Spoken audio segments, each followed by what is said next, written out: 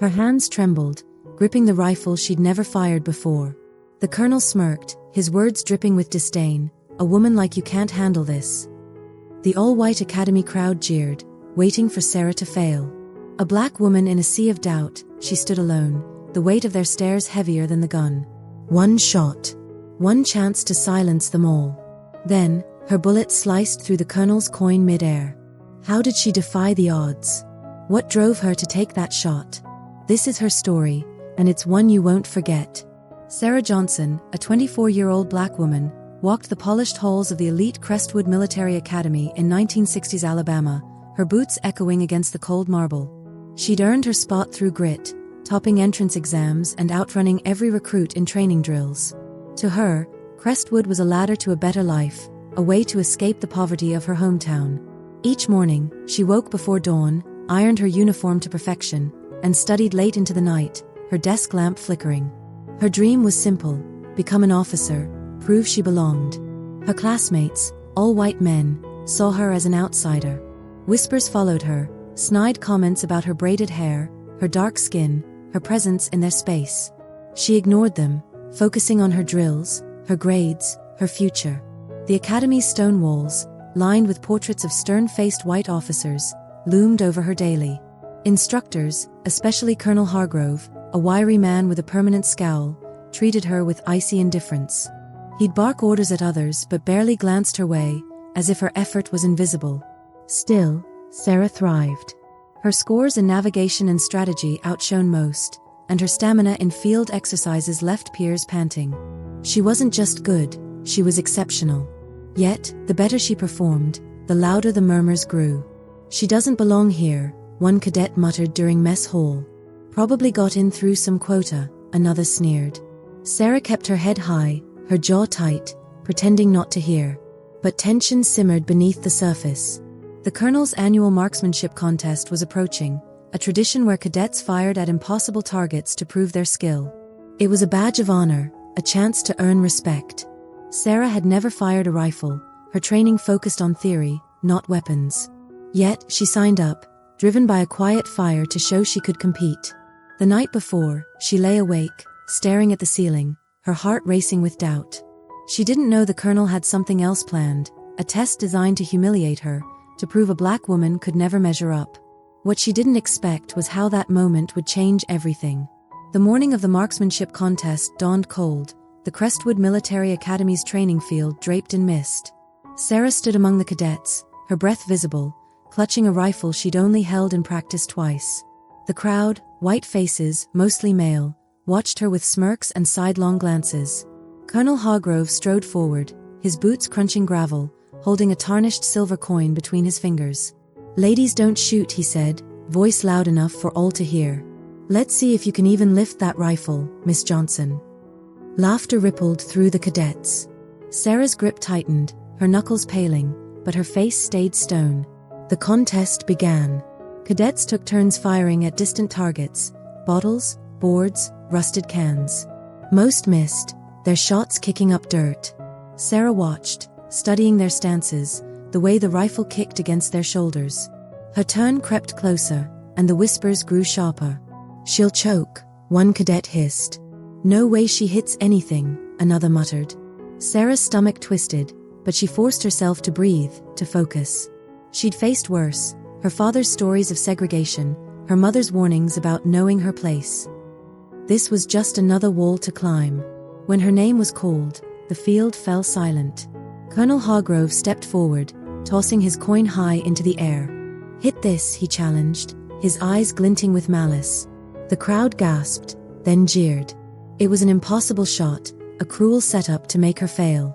Sarah's heart pounded, her palms slick with sweat. She raised the rifle, its weight foreign, her arms trembling under the scrutiny. The coin glinted, spinning against the gray sky. She had seconds to decide, back down and prove them right, or take the shot and risk everything. The wind stilled. Her finger hovered over the trigger. Would she crumble under their hate, or rise above it?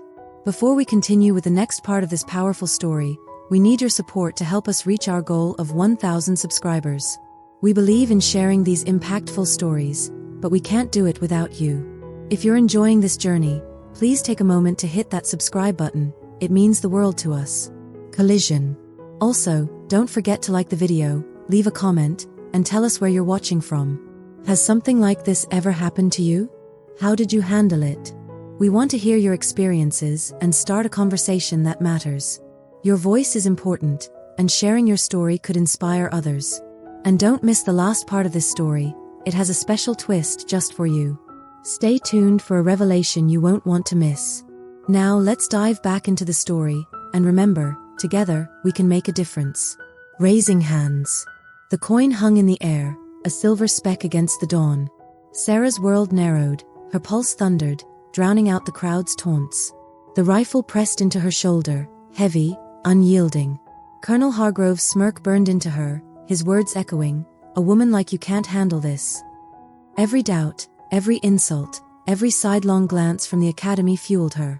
She exhaled, steadying her aim, her eyes locked on the coin's arc. The field was a blur, the jeers a distant hum. This was her moment, not just to shoot, but to shatter their expectations. Her fingers squeezed the trigger. The crack of the rifle split the silence. The coin jerked mid-air, sliced clean in two, its half spiraling to the ground. Gasps erupted. Cadets froze, mouths open. Colonel Hargrove's smirk vanished, his face paling as he stared at the split coin in the dirt. Sarah lowered the rifle, her arms shaking, not from its weight but from the weight of what she'd done. She, a black woman in a world that told her she didn't belong, had done the impossible. The crowd's silence was deafening, their disbelief a heavier judgment than their laughter. For a heartbeat, she stood tall, her chest heaving, the rifle still warm in her hands. She'd proven them wrong, but the victory felt hollow. The colonel's eyes narrowed, his jaw tight with something darker than defeat, resentment. The crowd's shock began to shift, murmurs of awe mixing with envy. Sarah realized this wasn't just about a coin. It was about every door slammed in her face, every whisper behind her back. Would this shot change their minds, or would it only deepen their hatred? The split coin lay in the dirt, its halves glinting under the Alabama sun.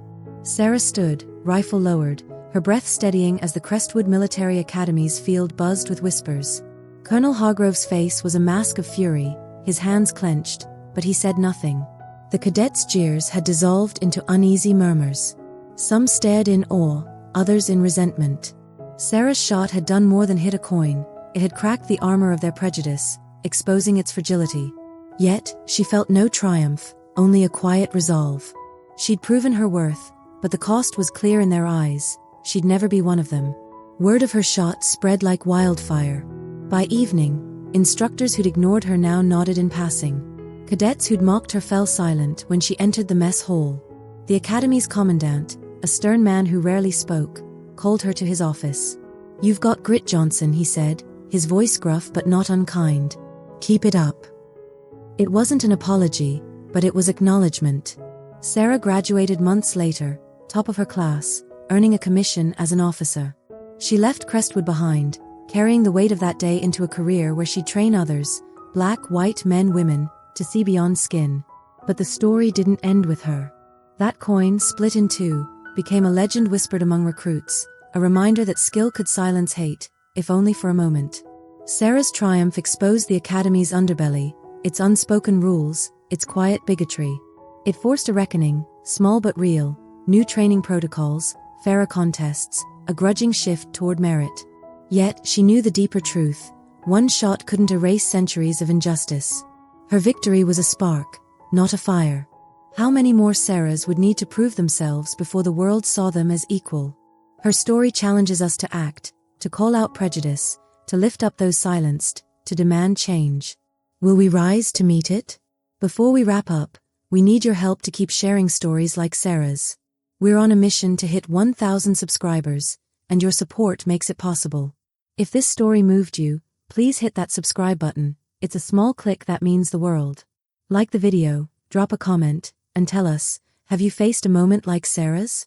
Where are you watching from? Your voice matters, and sharing your story could inspire others. Stay tuned for more stories that spark change.